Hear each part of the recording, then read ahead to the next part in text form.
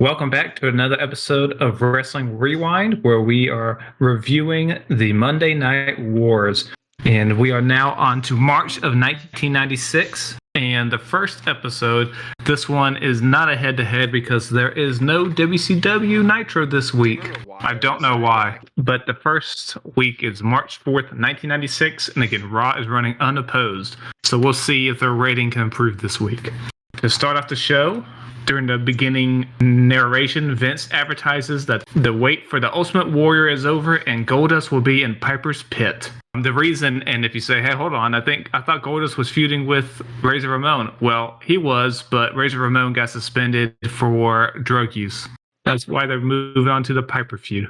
So our first match of the night will be Shawn Michaels versus the 1-2-3 Kid with Ted DiBiase.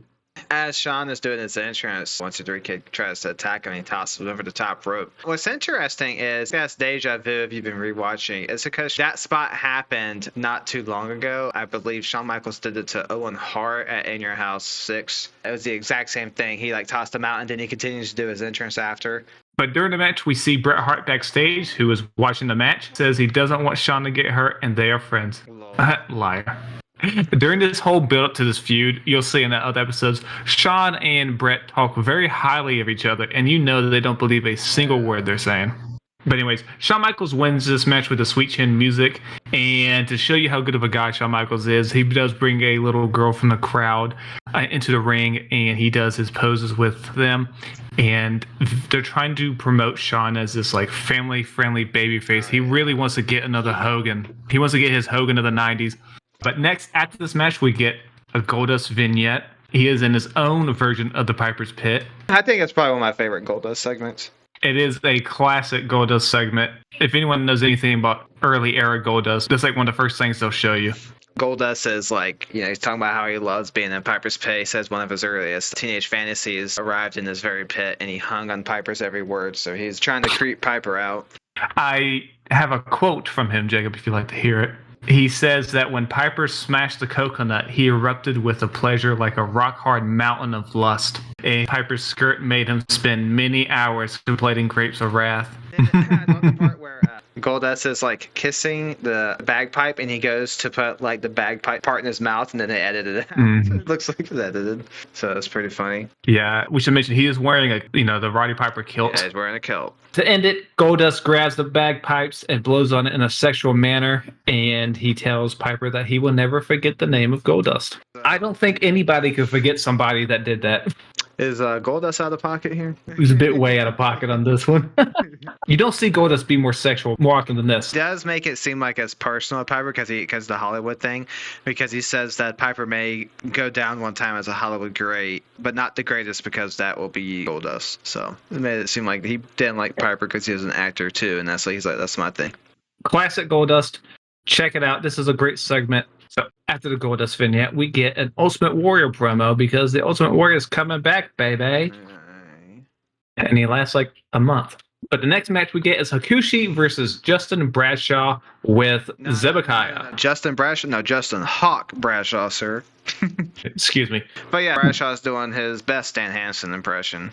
Yes, but during Hakushi's entrance, Roddy Piper gets on the phone to Vince saying he needs to speak to Vince. And he also says that he will be on Raw next week to tell everyone who the Ultimate Warrior's opponent will be at WrestleMania. Vince asks Piper about his reaction to the Goldust video, and Piper says Ed Wood must have directed that video. He knows Goldust is playing mind games, and next week he will be there to give Goldust a piece of his mind. If you know anything about Piper, his mind's not all there either. So the finish for the match, Bradshaw wins with the clothesline. After the match, just not Bradshaw and Zebekiah did the whole branding thing, but it's just a stamp. So it just looks so lame because the opponent doesn't sell like it hurts or anything. I don't know. I don't much care for it.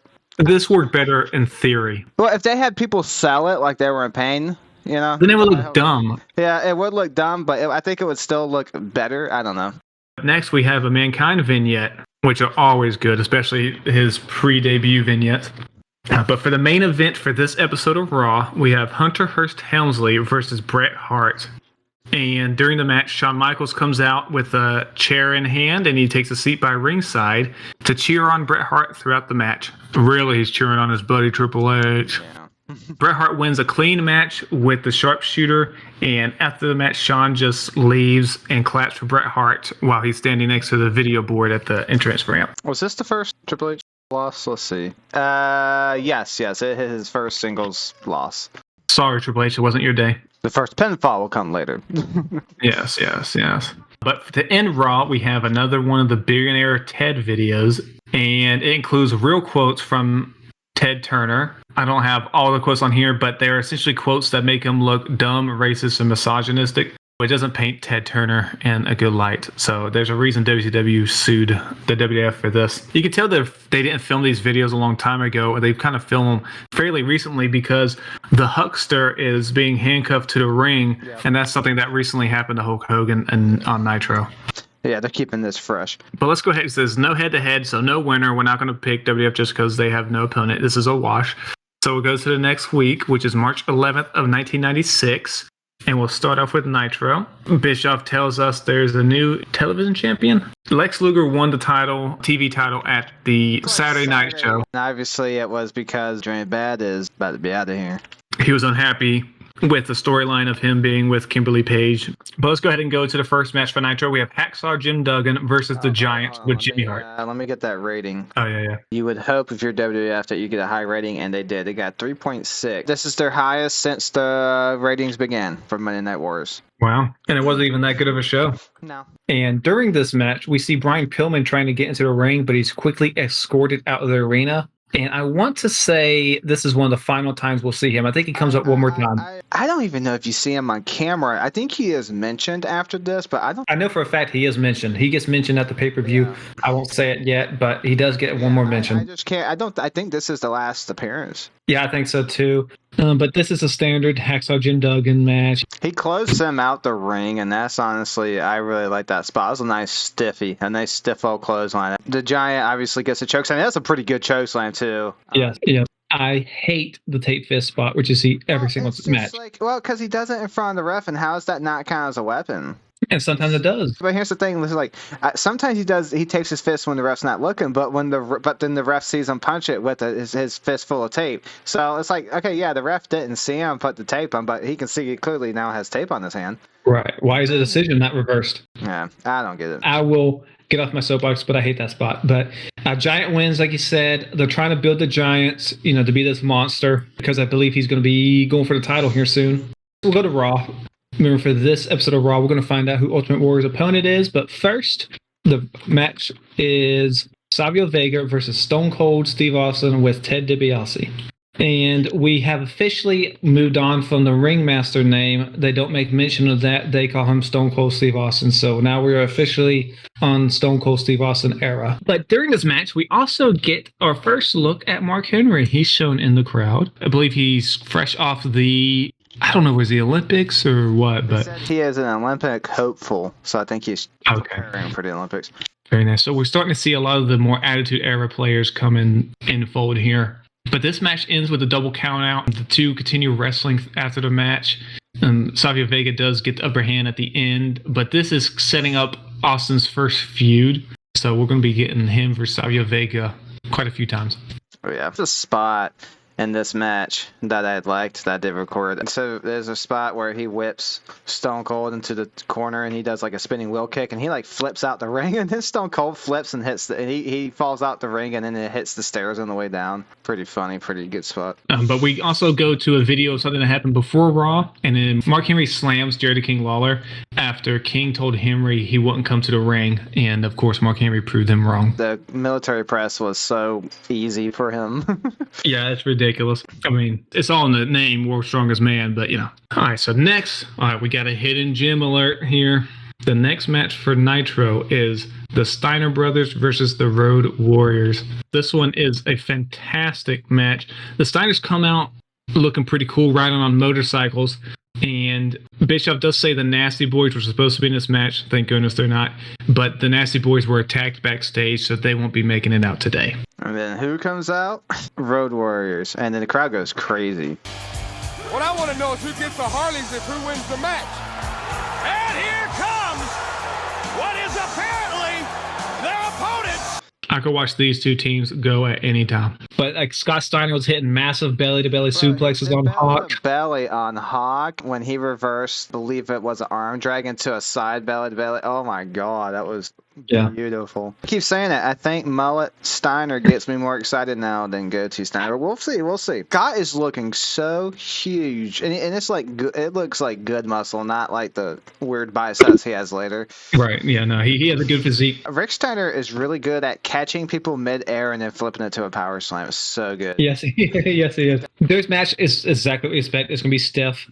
LED does get the Doomsday device on Scott Steiner or on Rick Steiner, I believe, but Scott Steiner breaks up the pin. And there's one point where Rick Steiner hits a really sweet belly-to-belly on Animal from the second rope. It's a good spot. And there's also a spot where Hawk gets a big boot on Scott and he just eats it, which is funny. I think it's just how Scott Steiner sells it. Scott Steiner hits his always amazing looking standing Frankensteiner. I don't know how a man that big gets up that high. So clean most of the time too. Impresses me every time. But after Scott Steiner hits the Frankensteiner, the Steiners then hit their tag team finisher, the top rope bulldog. Then Animal hits Rick Steiner with what looks to be a shoulder pad, and then Hawk gets pinned. With the spike, yeah, and then they covered for a win. So Steiners after the match don't look happy. They're protesting the finish, but it was a really good match. I would almost give it 5 stars if it wasn't for the finish. I would go out your way to watch that match. This match could satisfy a fan in any era. This is so much better than the gymnastics routines we see in tag team wrestling today. Yes, it is. This is a match of the year contender for me. It was that good. I enjoyed it. But after the match, Mean Gene talks with the Steiners. Scott says they've been hunting the Road Warriors for 4 years, and they are back to WCW to face the Road Warriors. And he tells them that the way they won was a disgrace. And he tells the Road Warriors that their problem starts with them. So they're not done with the Road Warriors, and we're going to all be happy about that. But yeah, it's very unfortunate. So if people don't know, the Road Warriors are pretty much almost gone already. Maybe a month or 2 left, and then they're gone. In 97, they'll show up in WWF. Anyways, but that was the second match for Nitro. Let's go to Raw. Before the second match, we do have an in-ring segment with Goldust and Roddy Piper. So we get both of them out there. Piper does say some things that have not aged well during this promo. Piper asks Goldust what his major malfunction is, and he calls him a fruitcake. Goldust makes seductive poses throughout, as you know, as you do. Piper then tells Goldust he looks like a transvestite, which the crowd cheers. And he says Goldust must be real proud of himself. He tells Goldust that he himself has made 17 movies, but he has never seen Goldust around Hollywood. Is he calling Goldust a poser? Piper says that Goldust only wants attention, and he says the mind games that he is playing are not fooling him for 1 second. He tells Goldust that Goldust may be whatever he is, but Piper says he is a lesbian. I kind of rolled my eyes at that. I'm like, okay. Some real boomer humor. Yeah, but anyways, he tells Goldust what really ticks him off is not Goldust blowing the bagpipes, but he also says Goldust will never have the talent to blow his bagpipes. Heyo. But he says what bothers him is that there are women and children here who don't need to see that. Kind of similar to the Razor Ramon thing before they had to cancel that feud. And he says Goldust is messing with the wrong one, and even Freddy Krueger won't go to his nightmares. I may mention that because, you know, you're a big Freddy Krueger guy. And I like this. Goldust says that he wants a piece of Piper real bad. He knows Piper wants a piece of him, so quit pretending. That's pretty funny. Yeah. But then Goldust gets on his knees, and he says he is here to bring Piper back down to earth. And he tells Piper to please come, if he will, to his back lot, because that is where he does most of his best work, and he knows Piper can too. And then Goldust crawls behind Piper and says he is so hot, and he goes to take a sneak peek of what's underneath Piper's kilt, but Piper stops him and they go face to face. Then Goldust grabs Piper's belt buckle firmly, and then he does his Goldust pose, which causes Piper to shove him. And then Goldust slaps Piper, and then Piper slaps Goldust back. Some solid slapping going around. And then Piper ends it by saying if he wants to fight, then he's got one, and says he will make a man out of Goldust. I don't think Goldust would oppose to that. We'll go very quickly over the second match for Raw. We got the Godwins versus some jobber tag team. I don't know their names. But Henry Godwin gets a slop drop for the win. Moving on.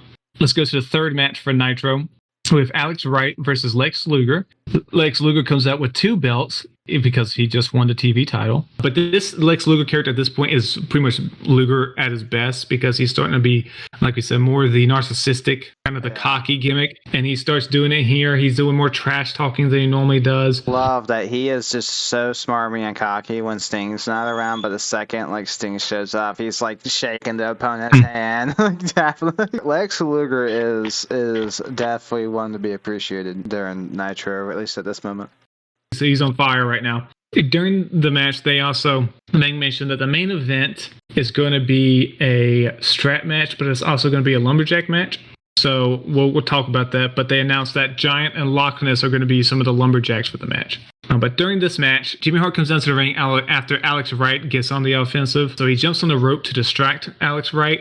And then Alex Wright tries to do a dive on Luger, but Luger catches Wright and he throws him onto the ropes, kind of like a stun gun type deal for the win. And then afterwards, Luger plays coy and he yells at Jimmy Hart, asking him why he's there.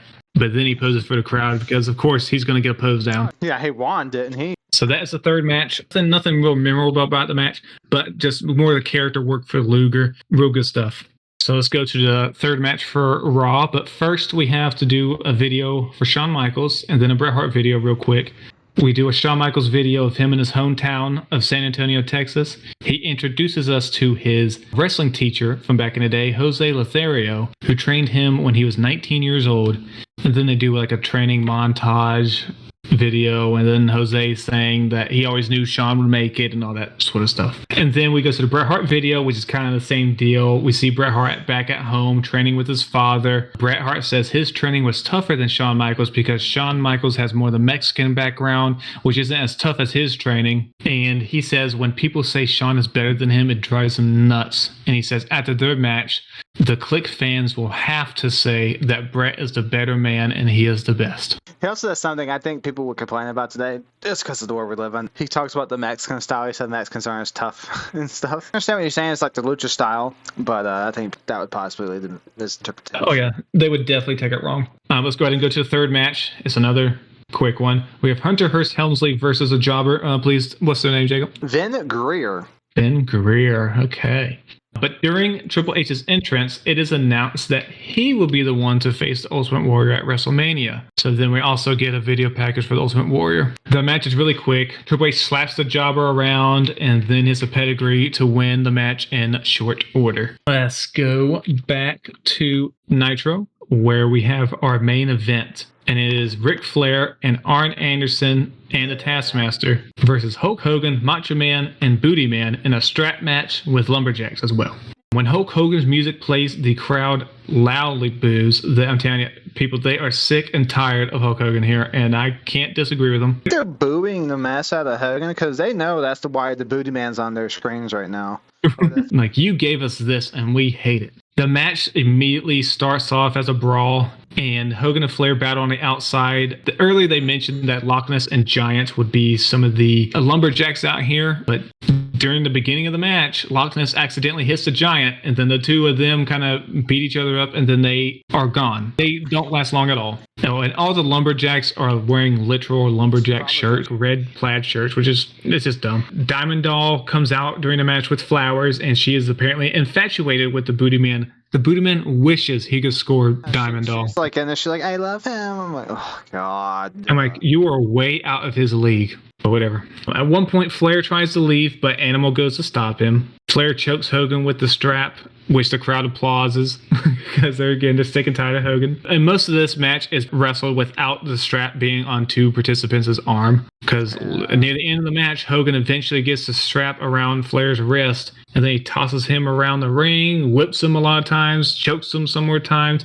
wins shortly after by hitting the big boot and leg drop on Flair. This is one of the worst strap matches I've ever seen in my life. Because the whole match is pretty much just them whipping each other until the finish. Then they actually hit a wrestling move. Like, oh, that's terrible. Yeah, this was a huge letdown. Horrific. This is an F main event. It's just a lot of slapping and choking, like you said. And then Giant and Loch Ness, who were hyped up as lumberjacks last like 2 seconds. It's getting even worse because of what happens after the main event. Are you talking about this promo? Mm-hmm. So goes up with Mean Gene, and he says, Hulkamania will pay at Uncensored, and he has to go through 4 cages. And it's, oh my god, this effing match is so bad. Yeah, everybody, wait till you see Uncensored.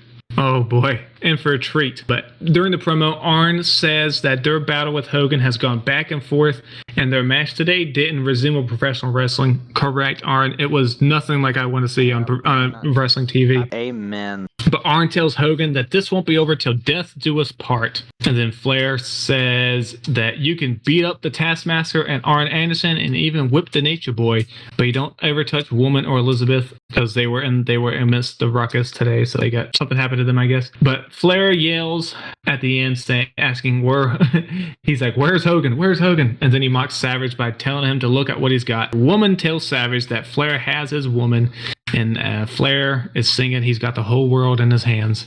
And that is the end of Nitro. So we'll go to the main event of Raw, and we hope is better than the main event of Nitro. Right before this match, let me do this real quick. We do have a Scheme Gene report. He says that the Nacho Man and the Huckster are going to be facing off at WrestleMania, and the stipulation for the match is going to be no handcuffs or lady shoes. And then the phone number at the end is 1-900 Lying Baldy. So much pettiness between them. But for the main event match, we do get announced next week. Yay, we get Bret Hart versus Tatanka. But during the match, we do see Diesel backstage watching the match on a monitor during The Undertaker's entrance. And Diesel says he will see The Undertaker up close and personal, and says the only thing he is worried about is he hopes that Shawn Michaels rumors aren't true. So we'll have to see what rumors he may be talking about. Yeah. But this match has 2 people, Yokozuna and Undertaker, who used to be bitter rivals, and now they're teaming up. So we'll see how they work together. The match goes on for a little bit, but during the match, Diesel comes out to the ring and attacks Paul Bearer and punches him to the floor. Undertaker sees this, and he chases after Diesel, leaving Yokozuna alone against Owen Hart and the British Bulldog. So the match continues, and Yokozuna looks to be getting the upper hand, but Vader comes down to the ring and attacks Yokozuna, which then causes Ahmed Johnson to come out. And then after Ahmed takes down Vader, Jake the Snake comes down as well, and he joins in on the fun. Yeah, why is Jake saving Ahmed? Maybe there's some history there. I don't know. But the match ends in a no contest because Vader and Yokozuna can't stop punching each other. The crowd loves it when these two are going at it, but they eventually have to be separated by, the agents and the refs. And that's how the show ends. They eventually wrestle, and the crowd goes nuts during that match too. Mm-hmm. This was better than the WCW main event, but again, still not great. I still personally had WCW as the better show. Pretty much doing the heavy lifting was that tag match. So yeah, nothing on WWF's side came close to the Steiners vs. Road Warriors match. This is not a great episode for both, but Nitro has something that is must see on it. Yes. Whereas the most must see thing on WWF's side was the Roddy Piper Goldust promo. And then the ratings for this was WCW won 3.2 to 2.9. Yep.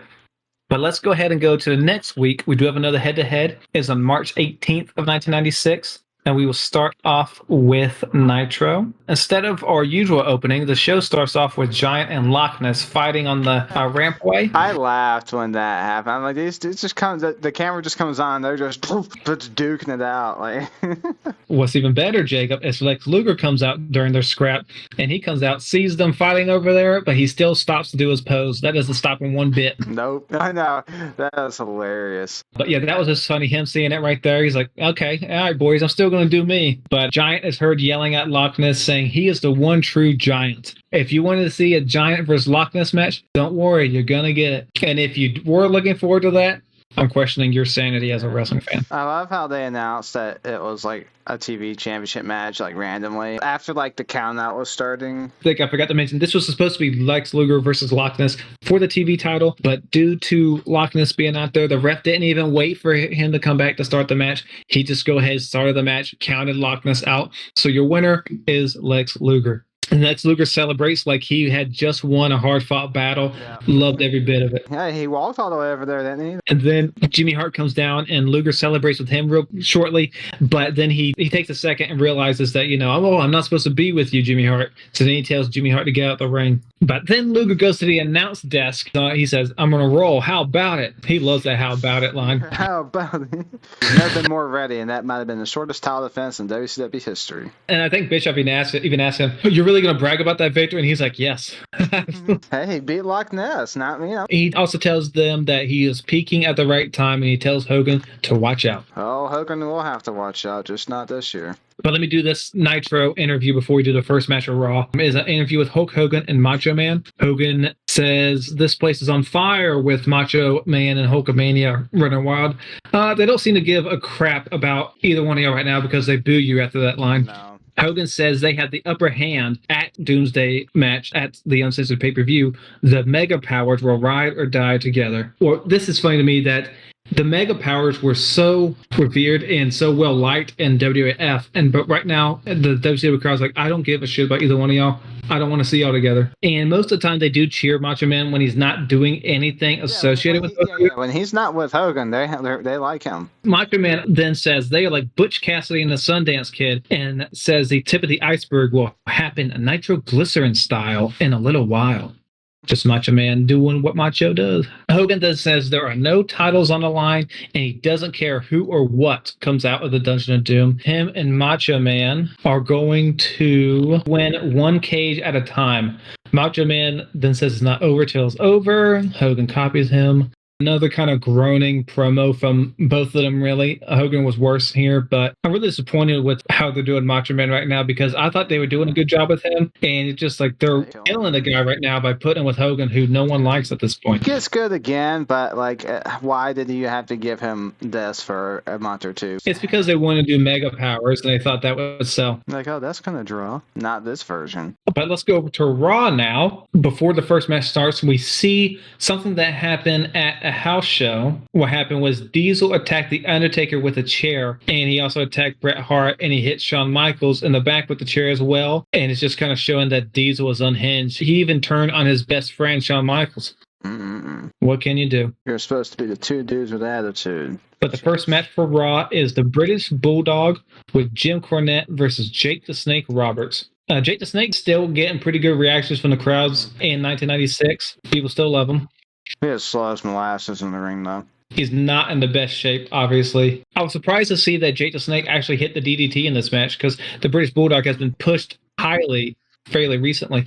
So it was kind of surprised to see Jake the Snake actually hit the move because that's his finisher, and it's a very well-protected finisher, too. But as Jake the Snake is pinning Bulldog after the DDT, Jim Cornette pulls out Jake the Snake from the ring, and then Jake the Snake's like, oh yeah? Okay, you're going to do that? I'm going to go to my bag.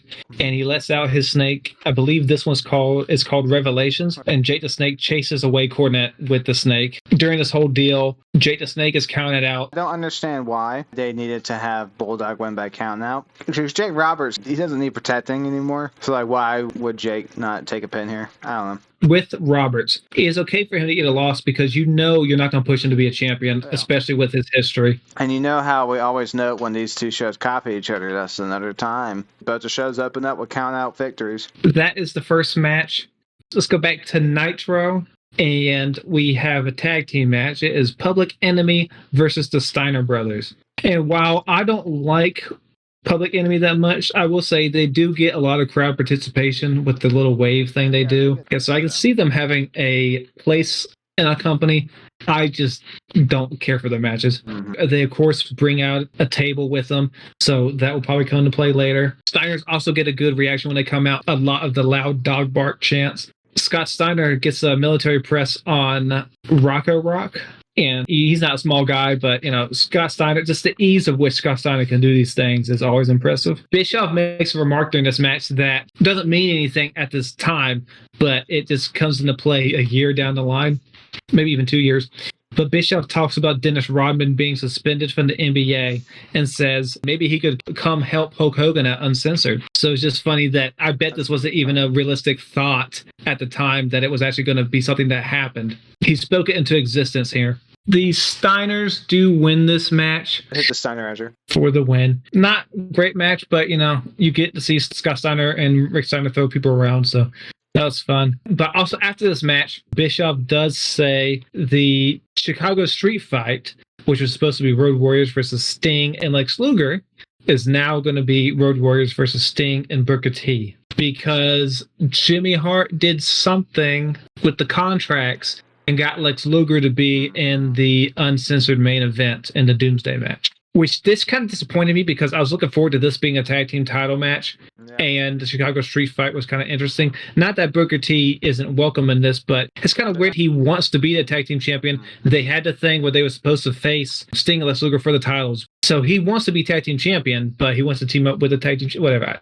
I didn't like it. I wish Luger was in there. I think they do bring it up. I think they said that since Booker T's helping Sting out, they get a title shot. I can't remember if that happens though. I think they do mention it at Uncensored, but they didn't mention it here. Yeah, I think it was at the pay-per-views when they said it, I believe. That is that for the second match. Let's go to the Raw side of things, where the second match is Fatu, and again, / Rikishi, versus Goldust, and he is with Marlena. And Goldust comes out wearing a kilt. And Fatu isn't fazed by mind games. He kind of plays around with Goldust a little bit by doing a kiss my butt gesture, which of course Goldust likes, and he spanks Goldust a couple times too. So, he doesn't mind playing that game. Nope.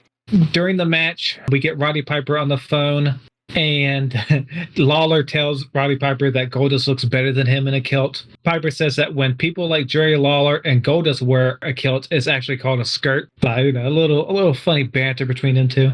Piper says he is the last person you want to fight in a street fight. And then shortly after that phone call, Goldust wins with the curtain call. I don't know if this is the first time he hit the curtain call, but I do know he's been experimenting with different finishers at this time. And then let me do the in-ring interview with Vader, Yokozuna, Owen Hart, and Jim Cornette. Cornette says that if they want a 6-man tag match, then they will take the fight to WrestleMania. Owen Hart tells Jake that he is a slimy serpent and he will squeeze the life out of him. And he tells Yokozuna that he carried Yokozuna to the tag team belts. And then Owen, he's not done. He turns his attention to Ahmed, and he says Ahmed doesn't have a brain in that $1 million body. Got him. Bulldog then takes his turn. He tells Ahmed that he claims to be the strongest athlete in WWF, but it's the Bulldog that really is. Cornette runs down Yokozuna. He calls him a blithering idiot, and he says Vader is twice the man that Yokozuna is, and they are dying to get the three of them in the ring, and they will make cream weed out of them. And then to close out that interview, Vader does his Vader timeline. I like that promo from them. Owen Hart made me laugh. Jim Cornette makes me laugh. I even think the Bulldog was good. All right, let's go to the third match of Nitro. It is Arn Anderson with a woman versus the Booty Man. This is our first time hearing Booty Man's entrance music, and it's also shit just like he is. And this Sunday at Uncensored, the Booty Man. Yep. Crowd is booing him because, again, he is the shit. Which makes sense. His name's the Booty Man. So during this, the announcers, Bobby Heenan, in this instance, they try to retcon this thing. And he says the Booty Man sacrificed a year of his life for Hogan, kind of mentioning him being a spy in the Dungeon of Doom. Total made up bullshit. That was never the thing. Awful storyline reasoning, but what are you going to do? Bischoff says that the Booty Man will be taking Johnny B. Bad's place in a match with DDP, and the match will be for Kimberly Page. They insinuate it's for their careers too. Bischoff then gets a dig at Johnny B. Bad. He says Johnny B. Bad was supposed to be in a match, but he is history, and I believe he says something about Johnny Bad couldn't handle facing the tough wrestlers of the WCW. And if you're wondering, we're on March 18th. Johnny B. Bad left WCW March 9th, so it's only been 9 days that he's been gone. So it happened very recently. During this match, Booty Man does his stupid dancing during the match, shaking his butt and all that stuff. WWF did this gimmick a lot better. But Diamond Doll comes out during this match because she's not officially associated with him just yet.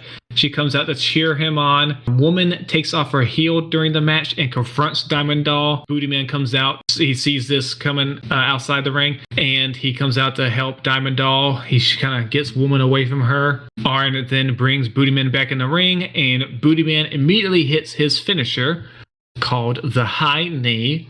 for the win. Do you get it?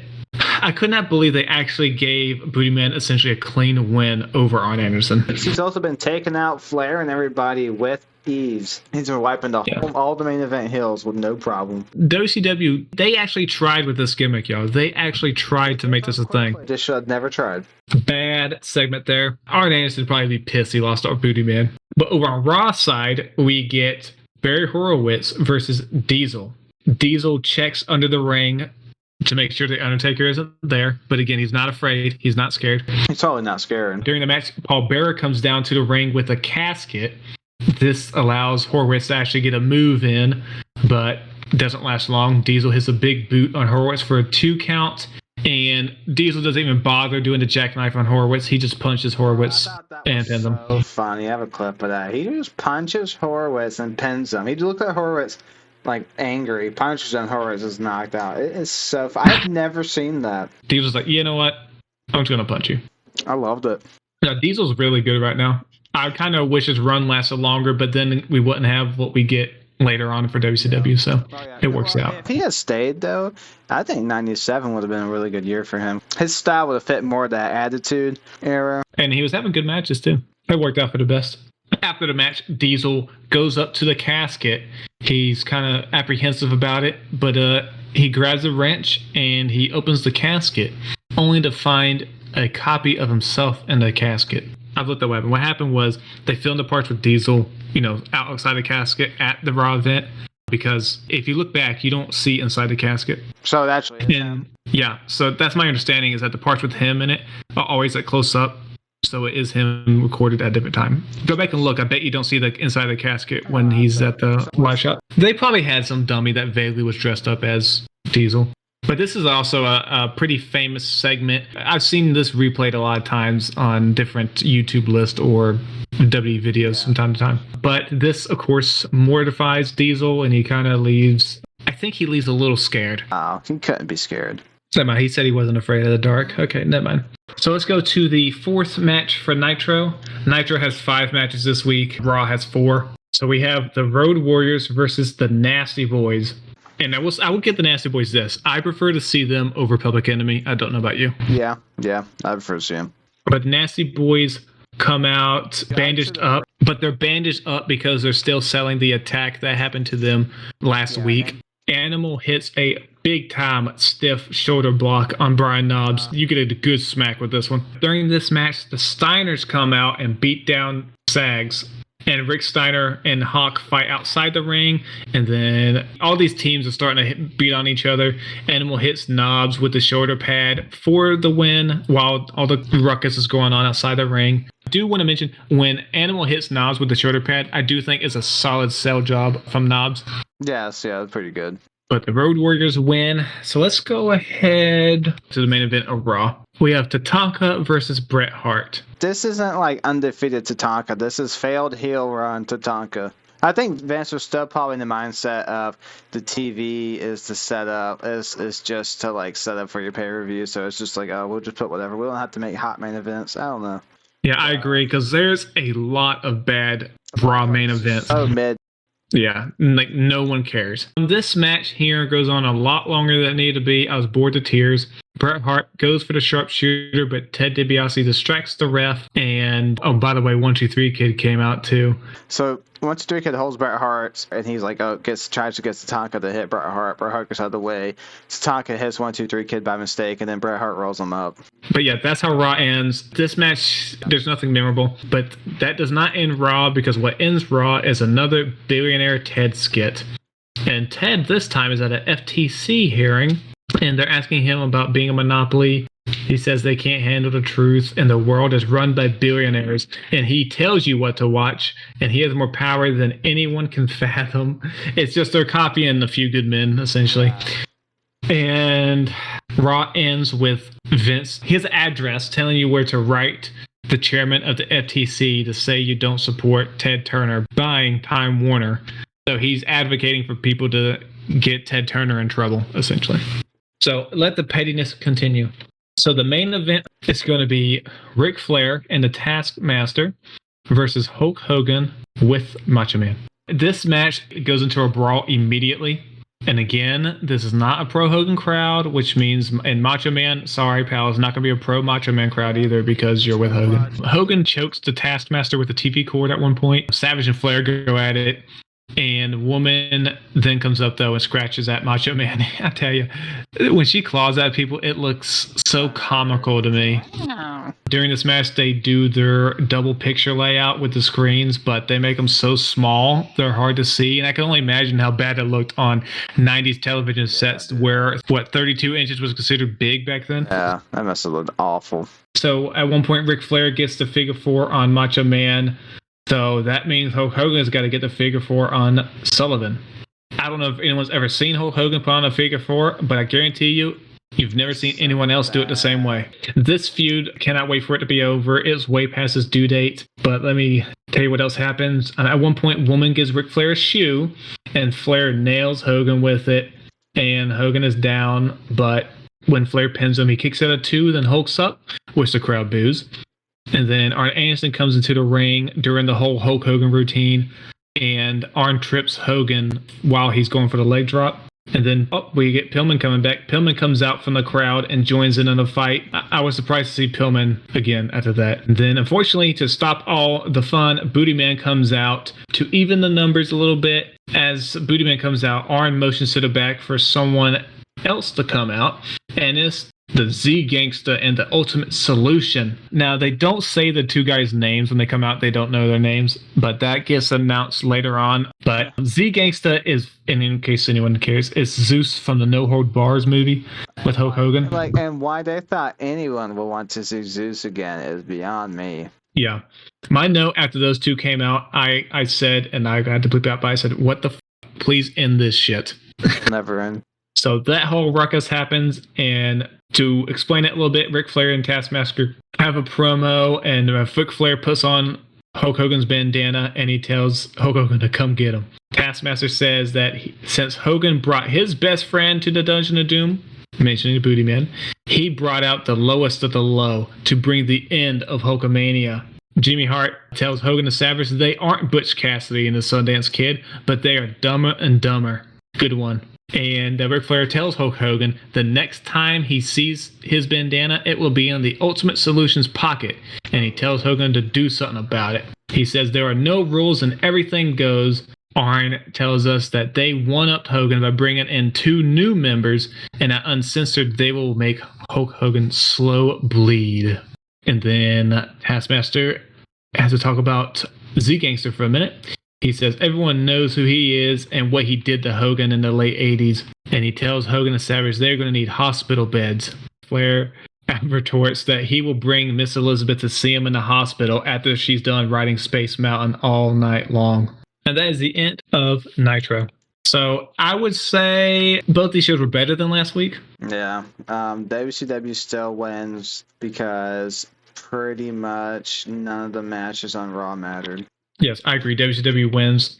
And like you said, none of the matches mattered. We did get some decent storyline developments. Yeah. But pretty much I believe for 2 for Goldust, that was just an enhancement went for Goldust. Barry Hart versus Diesel, enhancement went for Diesel. Tatanka versus Bret Hart, enhancement went for Bret Hart. The only one that was any competitive, or at least like where their outcome maybe wasn't so clear, but even then it probably was clear, British Bulldog and Jake Roberts. Not great, but not bad either. But WCW wins another one. They're on quite a roll. I can't remember the last time Raw won. It's been a minute. Our ratings for the 18th of March, 3.6 to 2.9 WCW.